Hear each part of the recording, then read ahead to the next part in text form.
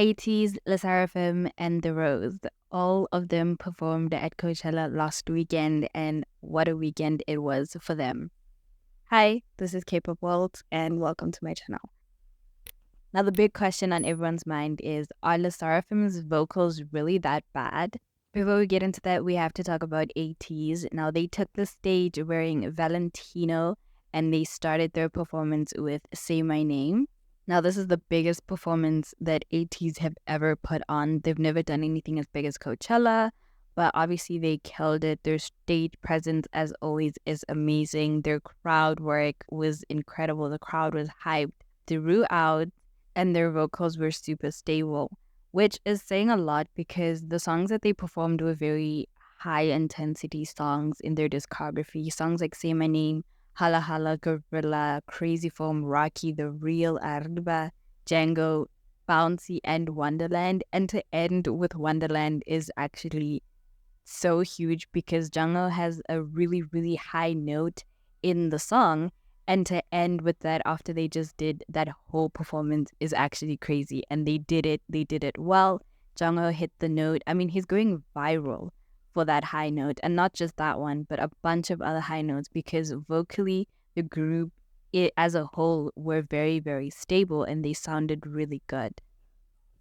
Now, Ateez are garnering a lot of praise from Korean media, which is very rare for a group like Ateez because Ateez are from a small company called KQ Entertainment. They're not part of the big four.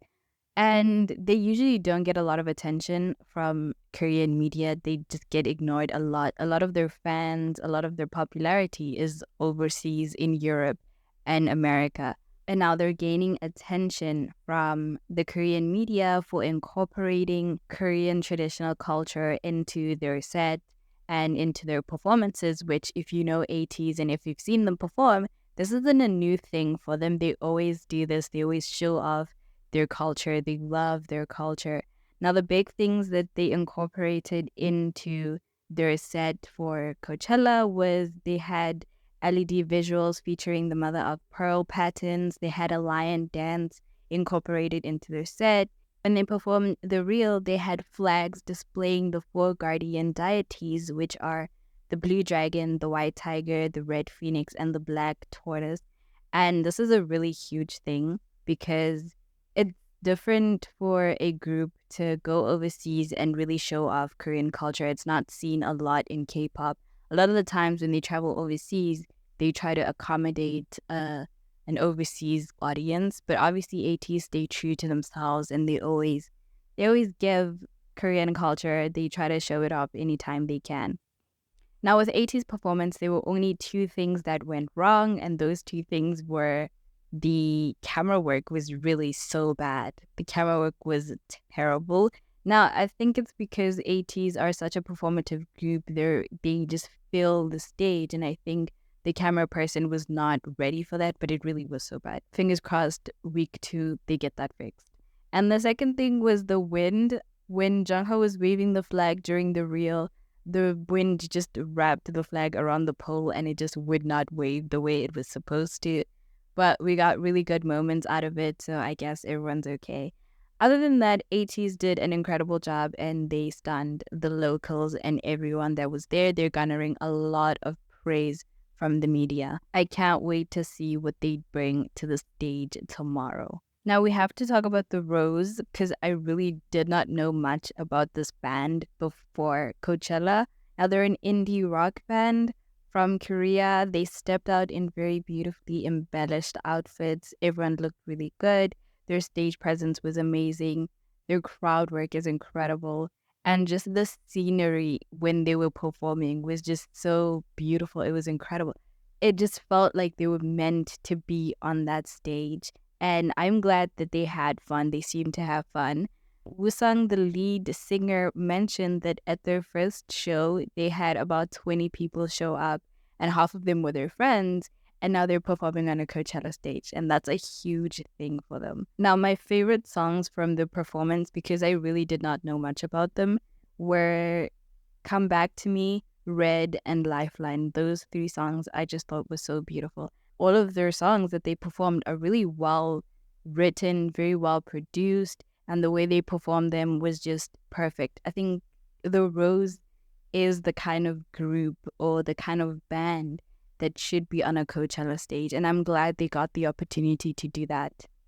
Now we have to talk about Le Sserafim. Le Sserafim stepped out wearing Louis Vuitton outfits, and they looked gorgeous. All of the girls looked so beautiful. They looked very happy to be on the stage. Honestly, their stage presence was incredible. The crowd was singing along with them. They were cheering for them. I think everyone had a really good time. They opened the show with Anti-Fragile, and they performed a new song as well called Hot and Fun.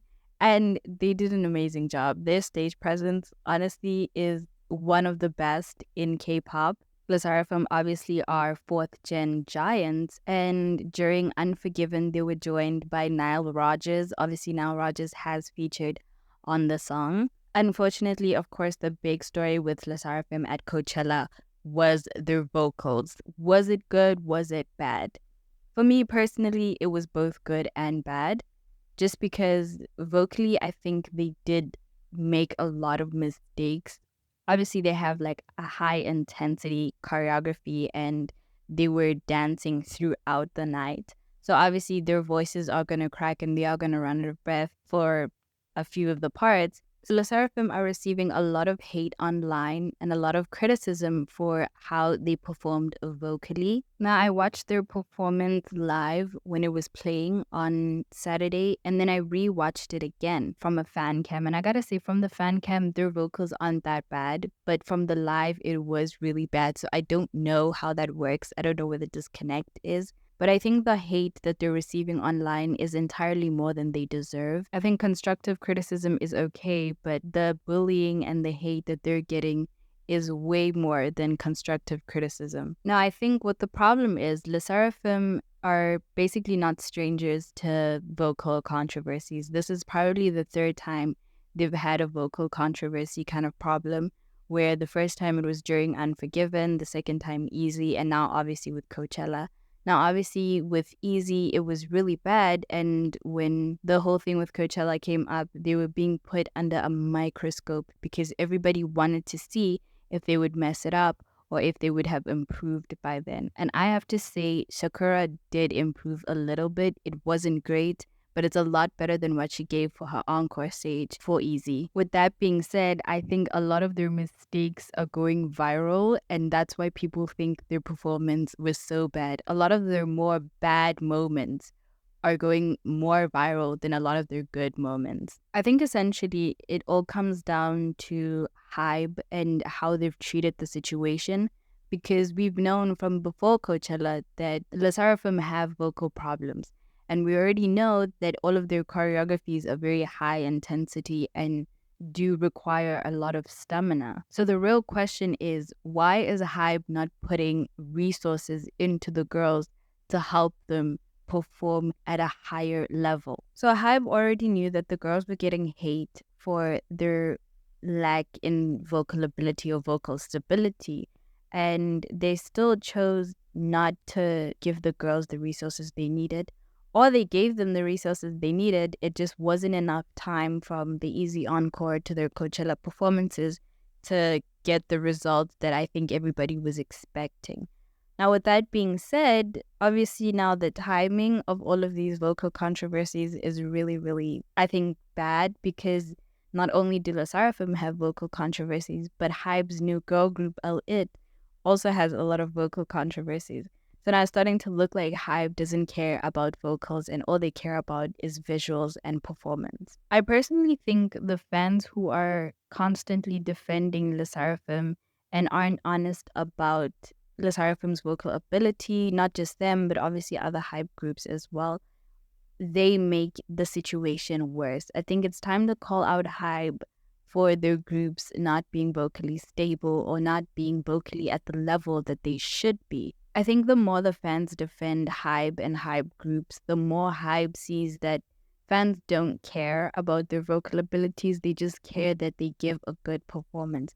And with that said, Hybe doesn't really feel a need to put in effort to get the girls or any other group the vocal training that they need at the level that they needed. That's just my personal opinion. Obviously, you are free to share yours in the comments. Please subscribe. And I look forward to seeing Le Sserafim week 2. We'll see what happens. We'll pick back up after that happens. I am Kpop Waltz. Thank you for listening.